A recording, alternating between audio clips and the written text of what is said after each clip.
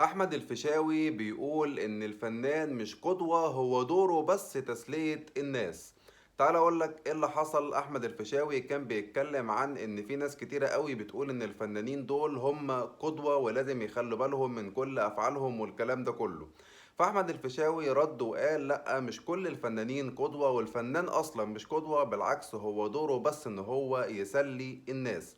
لما كمان اتسأل على الوشوم اللي عاملها لجسمه قال ده حاجة طبيعية جدا، والناس كمان دلوقتي بدأت تعمل وشوم، وكل واحد بدأ يعبر عن نفسه، واتكلم كمان عن الخمار والنقاب والحجاب والكلام ده كله.